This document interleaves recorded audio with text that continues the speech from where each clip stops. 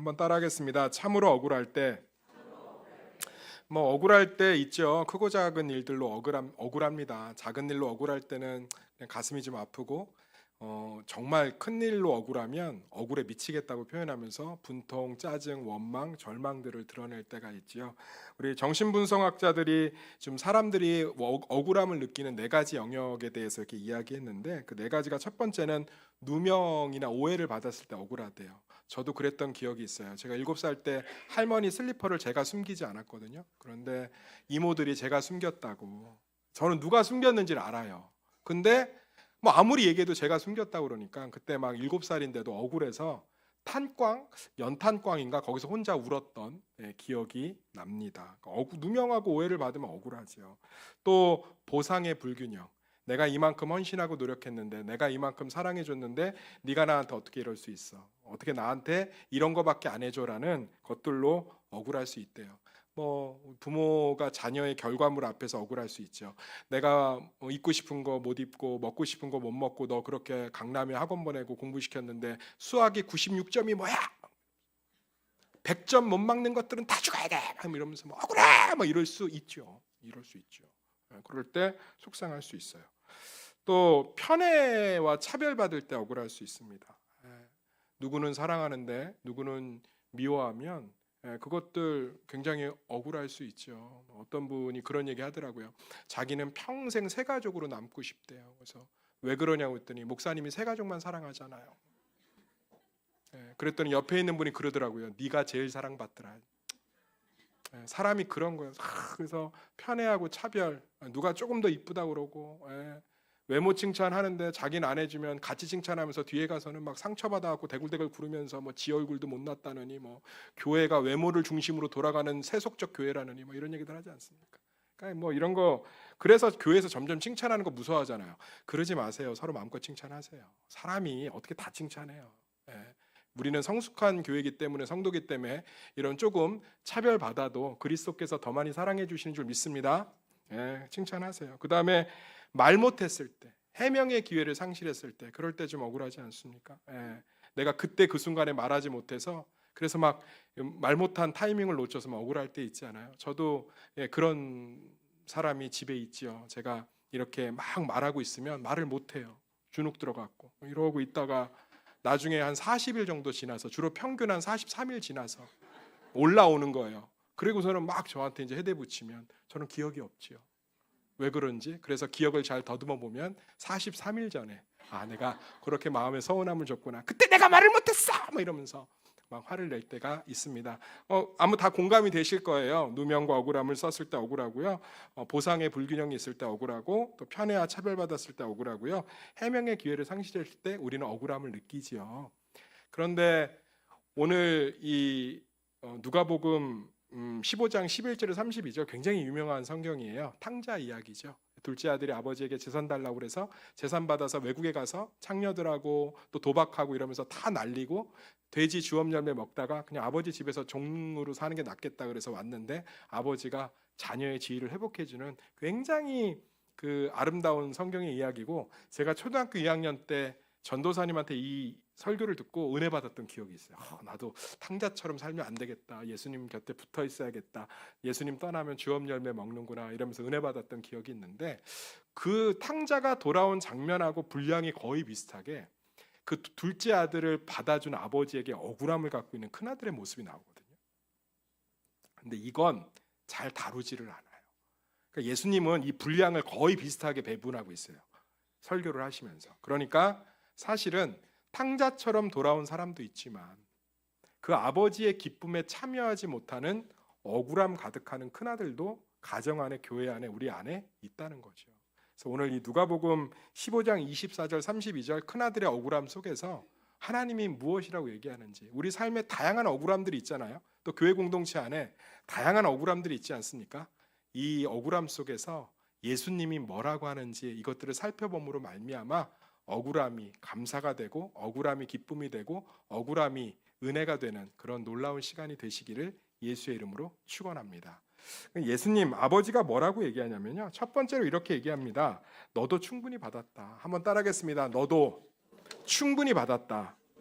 31절 한번 읽어볼까요? 31절 시작. 아버지가 이르되 예 너는 항상 나와 함께 있으니 내 것이다 내 것이로다. 큰아들은 좀 억울했던 것 같아요. 왜냐하면 이 둘째 아들 자기 동생이 이미 유산을 상속받았잖아요. 사실 아버지가 살아있을 때 유산을 달라고 하는 건 유대인의 율법에선 극악무도한 행위입니다. 극악무도한 행위. 아마 지금 이스라엘에서도 이런 짓거리하면 가만히 있지 않을 거예요. 유대인의 관점에서 아버지가 생존해 있는데 유산을 요구하는 건 아버지 죽으라고 고사 지낸 거기 때문에 이건 십계명의 부모를 공경하라는 율법의 정면적인 위배이기 때문에 돌 맞아 죽어도 싼 일입니다. 그래서 실제로 이 둘째 아들을 아버지가 동구 밖에서 기다리잖아요. 왜냐하면 캐자자를 당하게 하지 않기 위해서 그래요. 캐자자가 뭐냐면 이런 상놈은 마을에서 주민들이 먼저 발견해서 돌로 쳐 죽여야 되는 게 율법이에요. 이스라엘에. 그런데 용서받을 수 있는 길이 딱 하나 있어요. 그 피해를 당한 아버지, 수치를 당한 아버지가 마을 사람들보다 먼저 발견해서 내 아들을 용서합니다라고 캐자자를 선언하면 마을 사람들이 그 아들을 용서하고 수용해줘요. 그래서 아버지가 동구 밖에서 기다린 거예요. 제일 먼저 만나려고. 그런데 이미 유산을 상속받았어 안 받았어요? 받았죠. 이제 남은 아버지의 재산은 누구 거예요?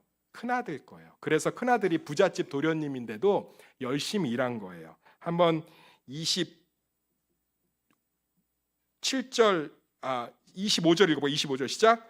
맏아들은 밭에 있다가 돌아와 집에 가까이 왔을 때 풍악과 춤추는 소리를 듣고 부잣집 맏아들이 뭐하러 밖에 나가서 일해요. 종들 시키면 되지. 그런데 자기 거니까 뭐예요? 가서 직접 일한 거예요.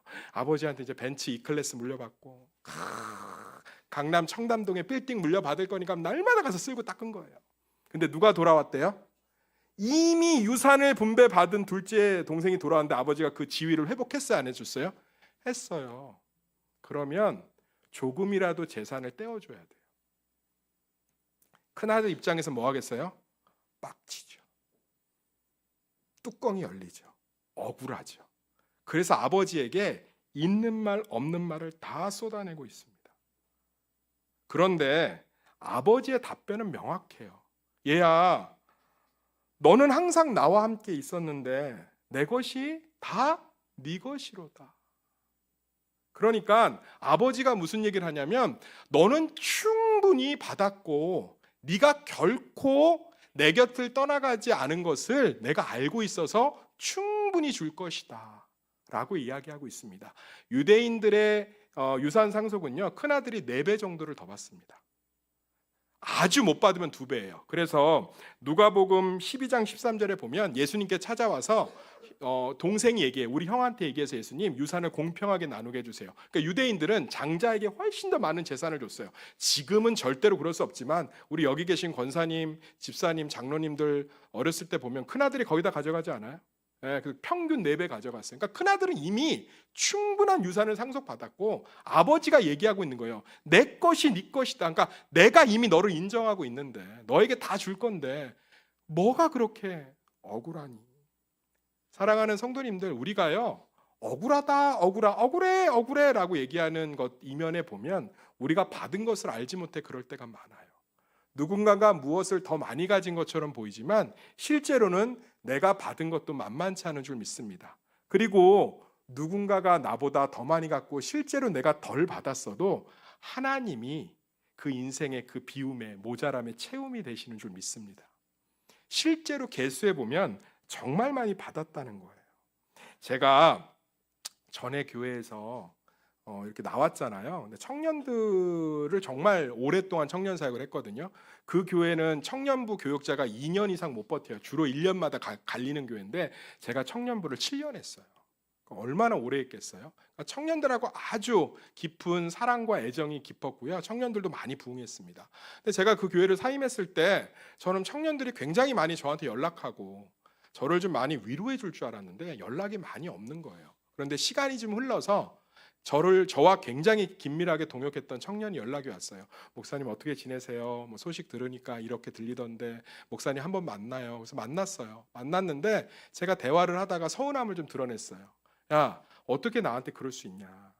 내가 니네들을 되게 많이 사랑하고 우리 7년 동안 되게 많이 신뢰가 굳건했는데 목사님 떠났을 때 어떻게 이렇게 연락 한 통이 없을 수 있니? 그랬더니 미안하다고 오더라고요. 그러면서 목사님을 어떻게 해야 될지 다들 몰랐던 것 같아요. 그저 묵묵히 기도하고 안타까워만 했지. 그러면서 그 뒷말이 저를 되게 부끄럽게 했어요. 그런데 목사님은 제가 본 목사님 중 가장 청년들에게 사랑받으신 분이에요. 충분히 받았으니 우리가 부족해도 좀 이해해 주세요. 정말 많이 사랑받았거든요. 떠올려 보니까 7년 동안 청년들에게 그렇게 사랑받을 수 없을 만큼 사랑받았어요. 그런데 그거 연락 한 통을 안 해줬다고. 그 7년간에 나를 위해 울어주고 웃어주고 기도해주고 함께해준 그런 청년들이 기억이 안 나는 거죠. 사랑하는 성도님들, 우리가 억울하다고 생각하는데 가정 안에서, 교회 안에서, 인생 안에서 받은 것도 참 많아요. 저 집은 남편을 잘 만나는데 우리 집 남편은 왜 그래라고 억울해라고 생각하지만 좋은 자녀를 주셨잖아요. 저 사람은 건강인데 나는 왜 건강이 없어? 좋은 배우자를 줬잖아요. 사랑하는 성도님들, 우리가 하나님 앞에 큰아들처럼 억울해라고 얘기하지만 하나님이 답변하세요. 하나님은 공평하신 줄 믿습니다. 내가 너에게도 참 많은 것을 주었다. 내 것이다, 네 것이다. 그리고 좀 부족한 것이 있으면 내가 너를 채우리라. 사랑하는 성도님들, 우리 정말 하나님 앞에 받은 것들이 분명히 있는 줄 믿습니다. 그래서 억울하고 조금 삶의 결과물들이 억울할 때 여기저기 부정적인 것들이 튀어요. 교회 내에서도 보면 날카롭고 예민하고 부정적인 분들은 삶에 억울함이 많아요. 그런데 전도서의 5장 10절에 이렇게 써 있습니다. 은을 사랑하는 자는 은으로 만족하지 못하고 풍요를 사랑하는 자는 소득으로 만족하지 아니하나니 이것이 헛되도다. 저희 어머니 칠순 때 금을 좀 해드렸거든요. 근데 그 금이 굉장히 많이 올랐어요 지금. 웬만한 중고차 한 대 값으로 올랐습니다.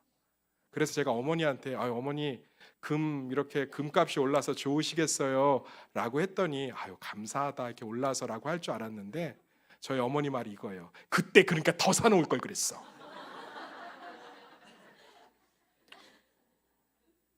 금값이 올라도 안 기쁜 거예요. 왜?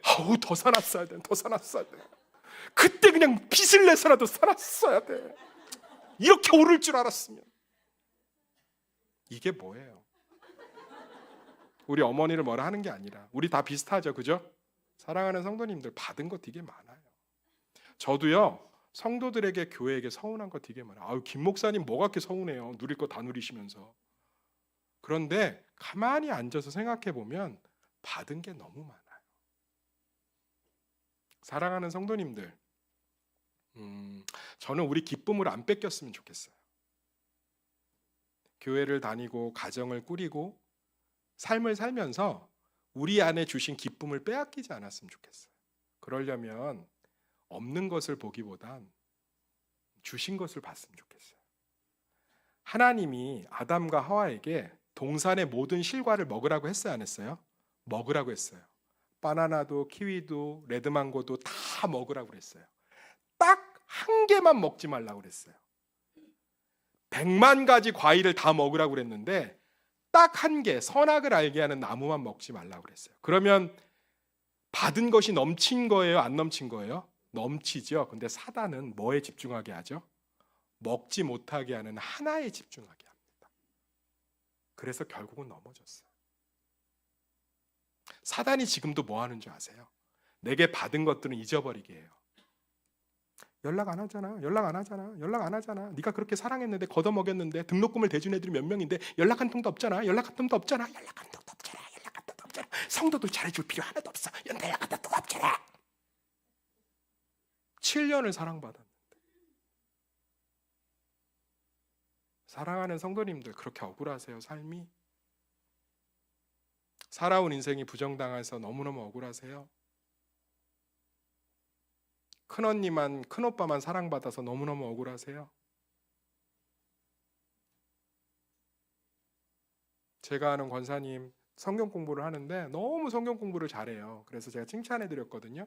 권사님 성경 공부 너무 잘해요. 공부 잘하셨겠어요. 그럼 대부분의 권사님들이 좋아하는데 갑자기 막 부들부들 떠시더라고. 그래서 내가 무슨 잘못을 했나 싶었어요. 그랬더니 나 너무너무 공부하고 싶었어요. 우리 큰오빠만 공부시켰어요.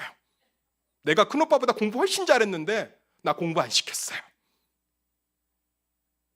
그런데 그 권사님 믿음의 남편 만나고 믿음의 자녀들 두 딸은 사모돼 있고 할렐루야 받은 게 훨씬 많거든요. 사랑하는 성도님들, 하나님은 공평하세요. 생각보다 잘 생각해 보면 내가 없는 것을 보지 마시고 주신 것들 한번 보세요. 그러면 얻은 것보다 큰아들의 불평, 어떻게 살찐 송아지를 잡아서 뭔 소리니? 내 것이다 네 것인데 넌 둘째보다 받은 것이 훨씬 많단다.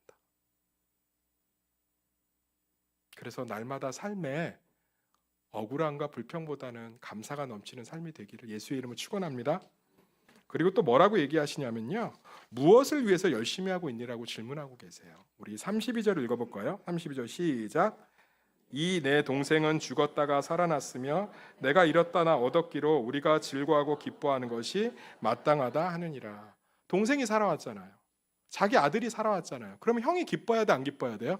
기뻐해야 되는데 형이 안 기쁜 이유는 뭔지 아세요? 그냥 아버지와 동생이 다 돈으로 보여서 그래요. 살찐 송아리 한 마리가 한 뭐 200만 원이라고 합시다. 200만 원 마이너스 200으로 보이는 거예요. 동생이 살아온 게 아니라. 내가 물려받을 재산에서 마이너스 200만 원인 거죠. 저는 우리 교회와 가정의 모습도 비슷한 면들이 있다고 생각해요. 사랑하는 성도님들, 교회는 사람을 살리고 키우고 보내는 영혼이 살아나는 하나님의 구원이 이루어지는 곳인 줄 믿습니다. 그런데 사람이 서는 것, 사람이 살아나는 것, 이것들을 기뻐하지 못하는 모습들이 우리 가운데 있을 때가 있어요. 사랑하는 성도님들, 큰아들은 지금 이 가정을 가정이 아니라 이익공동체, 자기에게 재산을 물려줄 이익공동체로 보고 있어요. 그죠? 그런데 아버지는 뭘로 보고 있죠? 자녀, 가족으로 보고 있어요. 우리는 우리 교회를 이익공동체로 보고 있는 분들이 조금씩 늘어나서 참 가슴 아파요. 새소망교회 이제 오신 분들이 많잖아요. 아직 내 교회가 아닌 거죠. 그래서 서비스 제공이 제대로 되지 못하면 화가 납니다. 교회가 왜 이것도 안 돼 있어? 내 가정이에요. 내 교회라고요. 내게 유익을 주지 못하면 그 사람을 멀리하고 밀어냅니다. 예전에 성가대를 섬기는 교회가 컸기 때문에 사역자를 뽑았어요. 그 교회에서 성가대를 전담하는 전도사님을 뽑았는데 성가대 인도를 할 때 양복을 입어야 되는 건데 그 지휘자가 그 전도사님이 양복이 없었어요. 그래서 사람들이 다 뭐라고 그랬냐면 어떻게 성가대 지휘하는 전도사가 양복 한 벌이 없고 예배에 어긋나게 옷을 입고 서 있어 청바지에 막 뭐라 했어요. 그런데 그 얘기를 듣고 양복을 사준 분이 있었어요. 그게 누구냐면 그 전도사님의 친할머니예요. 가족이 아닌 사람은 큰아들처럼 대하는 거예요. 어떻게 살찐 송아지를 잡아서 창녀하고 뒹굴다온데 자에게 줄 수 있어요? 그런데 가족은 아버지는 그렇게 보지 않는 거예요. 사랑하는 성도님들, 주보의 글씨가 틀릴 수 있죠. 헌금 명단에 내 이름이 잘못 나올 수 있죠. 그걸 입력하는 사람이 내 아들이라고 생각해 보세요. 그럼 말이 바뀌어요. 장 목사님 많이 피곤하셨나 봐요.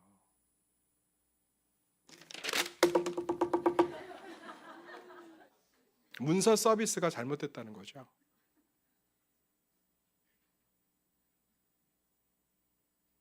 우린 그렇지 않은가요? 음식이 맛이 없을 수 있죠. 미림 칼국수 갖고 저 부추전 시켰는데 조금 탔더라고요.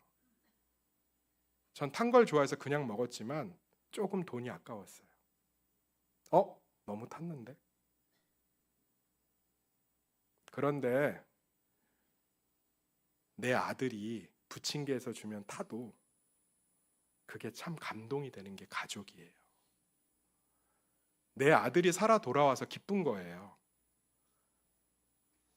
그런데 큰아들은 재산이 중요했거든요. 나에게 유익을 주지 못하면 너하고는 상관없어. 새소망교회가 남인가요? 이제 마음을 좀 여시고 하나님이 주신 가족 공동체로 끌어안으시면 좀 어떨까요? 서비스를 제공받고 은혜 서비스, 종교 서비스, 관리 서비스, 케어 서비스를 받는 새소망 서비스 센터가 아니고요. 내가 함께 만들어가고 세워가고 투닥거리지만 품어줘야 될 내 자식이고 며느리고 내 딸이고 내 형님이고 내 부모고. 저도 그러지 못할 때가 되게 많아요. 제가 예전에 설교를 하면서 예화를 하다가 전회교회에서 택시에 대한 부분들을 굉장히 비난하면서 설교한 적이 있었거든요. 그랬더니 어떤 자매 청년이 와서 그러더라고요. 목사님, 택시 예화 안 썼으면 좋겠어요. 그래서 왜? 우리 아빠가 택시하거든요. 가족은 그런 거예요. 그 택시 아버지의 택시도 아니고 아버지의 일도 아닌데 그냥 우리 아빠가 하는 직업이 조금 부정적으로 예화에 표현되는 게 뭐한 거예요? 딸로서 속상한 거죠. 옷을 왜 저렇게 입고 다녀? 가 아니라 부모는 가족은 그 옷을 사주는 거예요.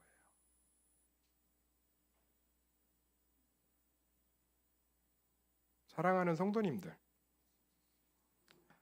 제가 은퇴하는 교수님, 목회로도 은퇴하시고 교수로도 은퇴하시는 교수님하고 친하게 지냈던 제자들 선후배 이렇게 해서 3명 정도가 식사를 하러 이제 양평으로 좀 갔어요. 그러니까 교수님에게 선배가 질문을 하더라고요. 목사님 은퇴하시고 목회도 성공하셨는데 11조를 안 내는 성도를 어떻게 해야 됩니까? 저주해야죠. 그런데 목사님이 그러시다, 교수님이 11조를 못 내는 성도의 마음을 헤아려야겠지요.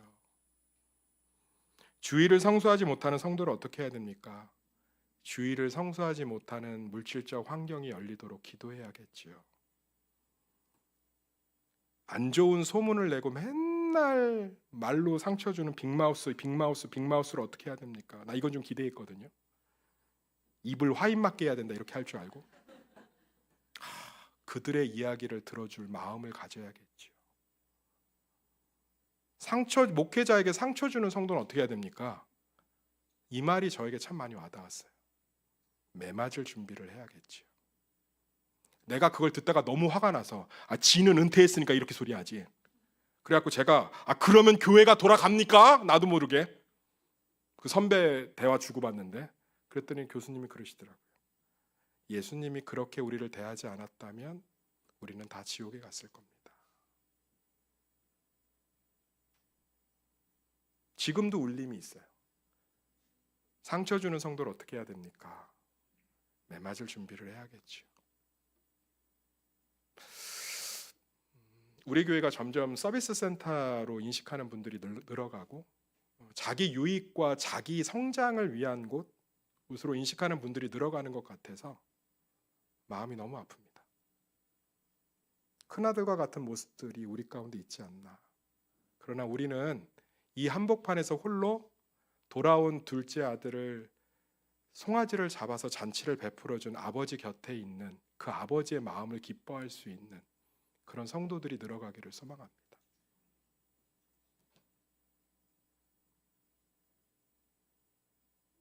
제가 우리 교회에서 겪었던 일이에요. 어떤 분이 뭘 잘했어요. 그래서 누가 칭찬을 하더라고. 아우 그거 집사님 너무 잘했어요. 그랬더니 옆에 있던 분이 뭐라고 하는지 아세요? 제가 그 말 듣고 깜짝 놀랐어요. 나 그거보다 더 잘하는 사람 아는데. 제가 순간 당황해갖고 집사님 이거 너무 잘했어. 그랬더니 갑자기 그 옆에 있던 분이 나 그거보다 더 잘하는 사람 아는데. 그 내가 지금 어디에 있는 거지? 천황마을 어린이집에 있는 건가 지금 내가? 어린이집 가면 그런 얘기 되게 많이 해요. 그죠? 애들이 아유 우리 로아 이거 잘했어요. 그럼 옆에 있는 애가 뭐라고요? 나 그거보다 더 잘하는데. 나 그거보다 더 잘하는 친구 아는데. 이 정도로 마음밭이 무너져 있으면 복음을 담을 수 없겠다. 한 번쯤은 부끄러워야 될 일이라고 생각합니다. 저부터 반성하겠습니다. 저도요, 교회를 이익 공동체로 바라보거나 서비스 공동체로 바라볼 때 정말 많아요. 아니 이것도 왜 정리를 안 해놨어? 왜 이것도 안 해놨어? 저부터가 벌써 교회를 서비스 공동체로 보고 있는 거죠. 오너가 돼버린 거예요. 여기 위원장님들 보니까 제 삼촌뻘이고 형님뻘들이에요. 가족이었다면 내가 했을 것 같아요. 저부터가 먼저 다시금 아버지의 마음으로 성도들을 대하도록 하겠습니다. 우리도 이익 공동체, 서비스 공동체가 아니라 예수 그리스도의 마음이 머무는 공동체가 되시기를 예수의 이름으로 축원합니다. 기도하겠습니다.